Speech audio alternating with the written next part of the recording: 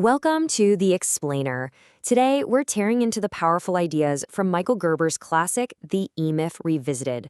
We're going to figure out why so many passionate, hardworking people end up building a business that basically runs them right into the ground. So let's just dive right in with a pretty sobering number. Get this. According to official stats, a full half of all small businesses fail within the first 5 years. And it gets even worse. If you look 10 years down the road, only about a third of them are still around. But here's the real kicker. The reason for this huge failure rate, it's not what you think.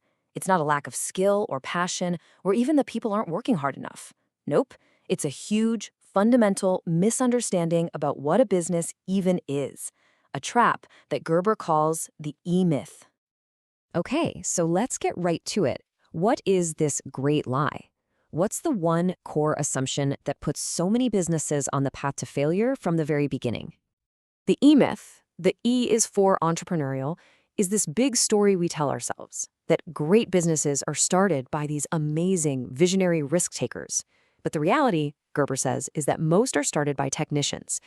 People who are just brilliant at what they do. We're talking about the baker whose cakes are a work of art, the plumber who can fix literally anything, the designer who has an incredible eye. They're masters of the craft, but that doesn't mean they're ready to run a business. And here's where it gets really interesting. This whole situation creates like a civil war inside the founder's head. To actually succeed, you have to juggle 3 totally different personalities, and they're all fighting for control. So first, you've got the technician. This is the doer, right? The part of you that just loves getting your hands dirty and lives completely in the present moment. Then there's the manager. This is the pragmatist, the part that craves order and loves to plan based on what's worked before. And finally, you've got the entrepreneur, the dreamer, the visionary who is always living in the future, asking what if. But here's the problem. That balance is almost always way, way off. For the typical founder, it's something like 70% technician. Think about that. The part of you that loves doing the work is running the whole show. And it's basically silencing the manager who's trying to organize things and the entrepreneur who's trying to dream up the future. So when you have this massive imbalance, it's not just stressful. It leads to this one single moment, a really impulsive decision that just kicks off a domino effect of problems. Gerber has a great name for this. He calls it the entrepreneurial seizure. It's that lightning bolt moment when a technician, totally fed up with their boss, thinks, hey, I can do this so much better on my own. It's this powerful, impulsive jump toward what they think is going to be freedom. And that big leap? It's fueled by this right here, the fatal assumption. It's the belief that just because you're an amazing baker, you automatically know how to run a baking business. But here's the hard truth. Knowing how to do the work and knowing how to build a business that does the work, well, those are 2 completely different universes. And mixing them up is the fatal error. And the result of that one mistake? Oh, it's devastating. You run away from your old boss just to create a new one for yourself, the business. You end up working longer hours for less pay with way less freedom than you ever had before. You haven't built a business. You've built yourself a really demanding, all-consuming job.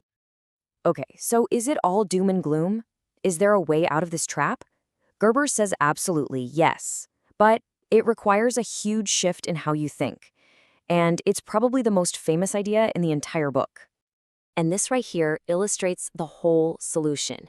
You have to stop working in the business and start working on the business. See the difference? Working in it is being the technician. You're baking the pies, you're fixing the pipes, you're an employee. But working on it, that's when you're the owner. You're designing the systems, you're planning the strategy, you're building a machine that can eventually run without you. So, how do you actually build that machine? Well, Gerber provides a blueprint for it, a path to real freedom. He calls it the franchise prototype. This quote just nails the idea perfectly. Ray Kroc didn't sell hamburgers. He sold a business system. The product wasn't the food. The product was the business itself, a perfectly repeatable model that delivered the exact same result every single time. So, what it all boils down to is this one crucial idea. Systems run the business. And the people?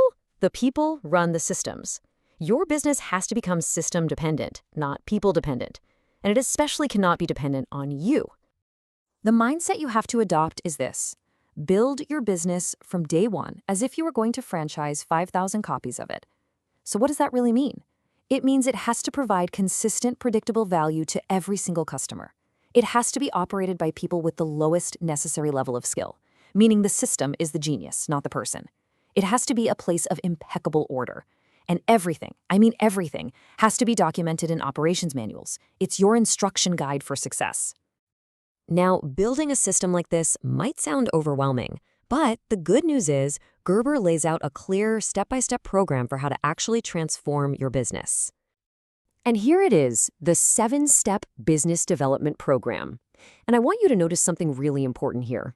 Look at where it starts. It doesn't start with a business plan. It starts with you. Step 1 is your primary aim. What kind of life do you want this business to give you? Only then do you create a strategic objective, which are the standards for the business. From there, you design your future organizational strategy, an org chart for the company you want to have, not the one you have now. Then you build the systems for management, for your people, for your marketing, and finally, you tie it all together with your system strategy. It's a roadmap to get you from chaos to control. You know, when you follow this process, what you're really doing is allowing yourself to evolve. You start out as that technician, trapped by the very work you love to do. But by working on your business, you transform into a true entrepreneur, someone who is liberated, in control, and actually free to lead. Which brings us to the final critical question that you really have to ask yourself. Is your business working for you, or are you working for your business? Because your answer to that question will determine the future of your company, and more importantly, the future of your own freedom.